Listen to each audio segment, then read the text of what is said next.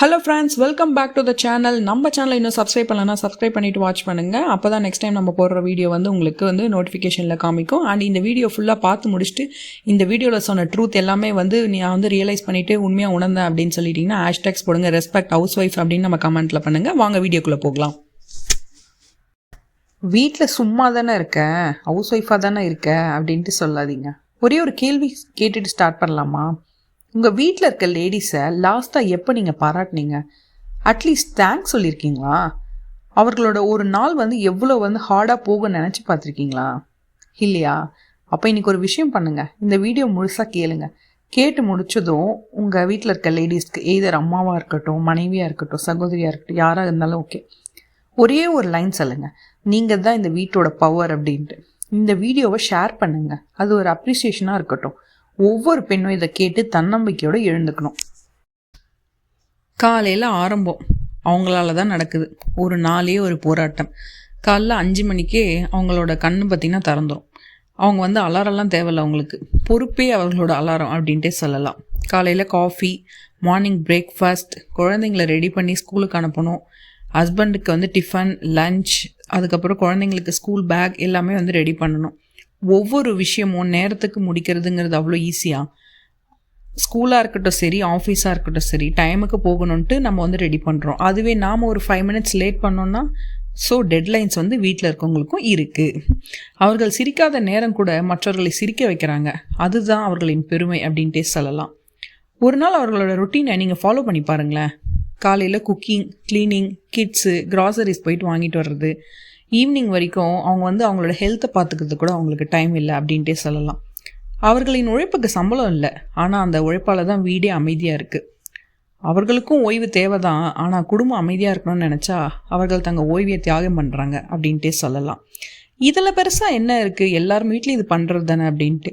இதில் பெருசாக ஒன்றும் இல்லை, அவங்களோட வேலையை அவங்க செய்கிறாங்க, அது ஓகே. என்றைக்காவது தானே அதுக்குண்டான அப்ரிசியேஷனை நீங்கள் கொடுத்துருக்கீங்களா? சம்பளம் இல்லைன்னா மதிப்பு இல்லையா? ஒரு பெரிய சமூக தவறு இது. நம்ம சமூகம் செய்கிற மிகப்பெரிய தவறு. சம்பளம் இல்லைன்னா அது வேலையே இல்லைன்னு சொல்கிறது. ஆனால் அவங்க இல்லைன்னா அந்த வீடு கொலாப்ஸ் ஆகிரும். அவங்க தான் அந்த வீட்டோட accounting department, health officer, councillor, cook, planar, teacher, cleaner, ஏன் எக்ஸட்ரா சொல்லிகிட்டே போகலாம் அப்படின்ட்டு சொல்லலாம். ஒரு நாள் அவரோட வேலையெல்லாம் அவுட் சோர்சிங் பண்ணி பாருங்கள். வெளியிலேருந்து ஆள் எடுத்து மெய்டு, குக்கு, தனித்தனியாக ஒரு டிபார்ட்மெண்ட்டுக்கு ஆள் வைங்க. அந்த எக்ஸ்பென்சஸை பார்த்தா ஷாக் ஆயிடுவீங்க. 9 to 5 ஜாப் பார்க்குறதும் 24 ஹவர்ஸ் பார்க்குறதும் பார்த்திங்கன்னா வேரியேஷன் நிறையவே இருக்குது. அப்படி என்ன 24 ஹவர்ஸ் அவங்க பார்க்குறாங்கன்னு ஈஸியாக கேட்டுடலாம். பட் அவங்க நைட் எத்தனை டைம் குழந்தைங்களுக்கு ஒரு ஃபீவர்னாலோ இதுனால எத்தனை தடவை எந்திரிச்சு போகிறாங்க, குழந்தைங்க எத்தனை தடவை எழுப்புறாங்கிறத யாருக்குன்னா தெரியுமா? தெரிஞ்சிருந்தால் அவங்களுக்கு பெரிய ஹேட்ஸ் ஆஃப். அவங்க கூட இருந்தீங்கன்னா அதை விட பெரிய ஒரு அவங்களுக்கு கொடுக்குற மரியாதை வேறு எதுவும் இல்லை அப்படின்ட்டு நம்ம சொல்லலாம். சம்பளம் இல்லாத வேலை தான் அதிக மதிப்புள்ள வேலை. அவங்க சம்பளம் கேட்கல. இப்போ நான் ஆல்ரெடி சொன்ன மாதிரி தான் அவங்களுக்கு உண்டான மதிப்பு கூட அவங்களுக்கு ஒரு ஸ்மைல், நான் இருக்கேன் அப்படிங்கிற மாதிரியான ஒரு அப்ரிசியேஷன், தேங்க்ஸ், இந்த மாதிரியான சொற்கள் தான் அவங்க கேட்குறாங்க. அதனால் அவங்களுக்கு ஒரு நாள் முழுக்க பார்த்திங்கன்னா உற்சாகம் வரும். ஓகே, நமக்கு சப்போர்ட்டிவாக ஆள் இருக்காங்க அப்படின்னு சொல்லிட்டு. அடுத்ததாக பார்த்திங்கன்னா அவங்க ஹவுஸ் ஒய்ஃப் இல்லை, அவங்க வீட்டோட லைஃப் மேனேஜர் சொல்லலாம்.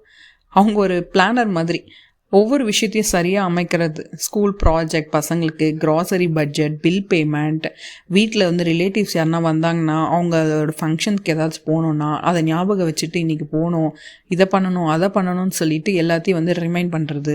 அவங்களுக்கே தெரியும் எப்போ என்ன பண்ணணுங்கிறது, அதை ரிமைண்ட் பண்ணுவாங்க. அவங்க தான் வீட்டோட project manager, HR manager. Of course other member சிஇஓவாக இருக்கலாம். பட் இத்தனை டிபார்ட்மெண்ட்டை உள்ளுக்குள்ளே ஒரே ஆளாக பார்த்துக்கிறது இவங்க தான். ஃபினான்ஸ் ஹெட் அண்ட் சொல்லிகிட்டே போகலாம். அவங்க அமைதியாக இருக்கிறதுனால பல பேர் அவங்களோட வலிமையை குறைத்து மதிக்கிறாங்க.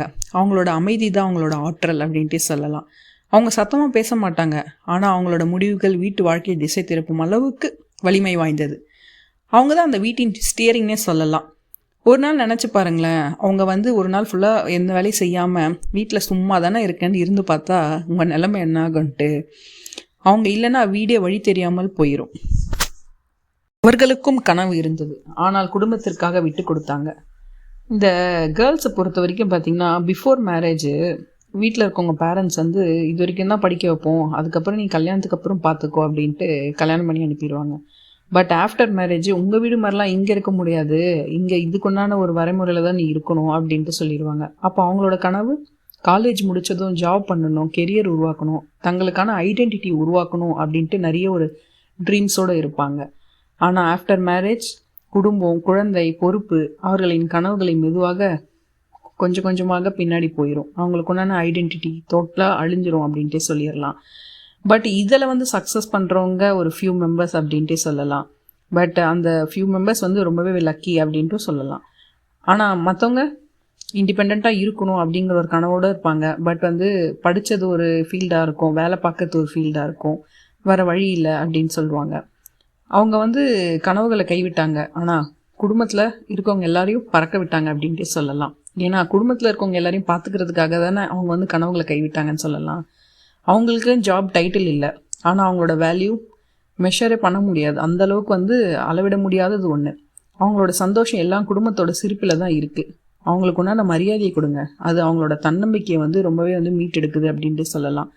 ஒருத்தருமே அவங்கள வந்து மோட்டிவேட் பண்ணணும். நீ வீட்டில் இருக்குங்கிறதுக்காக வந்து வெரி பண்ணிக்க வேண்டாம், உங்களோட பொறுப்புக்கு எல்லாத்தையும் நாங்கள் பார்த்துக்குறோம் அப்படின்னு சொல்லிட்டு அவங்கள வந்து மோட்டிவேஷன் பண்ணணும்.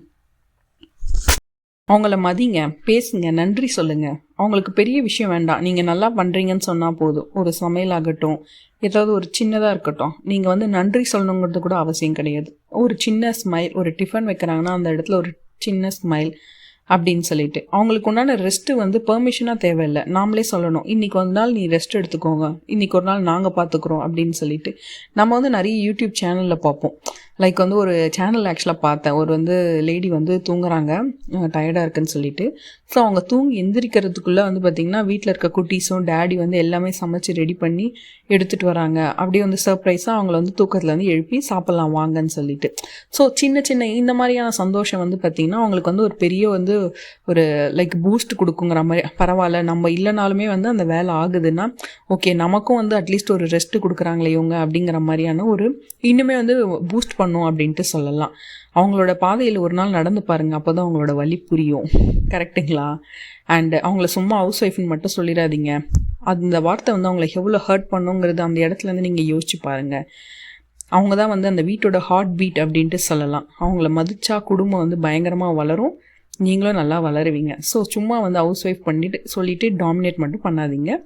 இந்த வீடியோ உங்களுக்கு பிடிச்சிருந்தால் லைக் பண்ணுங்கள், ஷேர் பண்ணுங்கள் அண்ட் சப்ஸ்கிரைப் பண்ணுங்கள். சப்ஸ்கிரைப் பண்ணாமல் வாட்ச் பண்ணிங்கன்னா நெக்ஸ்ட் டைம் நம்மளோட வீடியோஸ் வந்து உங்களுக்கு நோட்டிஃபிகேஷனில் உங்களோட ஃபீடில் காமிக்காது. ஸோ சப்ஸ்கிரைப் பண்ணிவிட்டு வாட்ச் பண்ணுங்கள். தேங்க்ஸ் ஃபார் வாட்சிங்.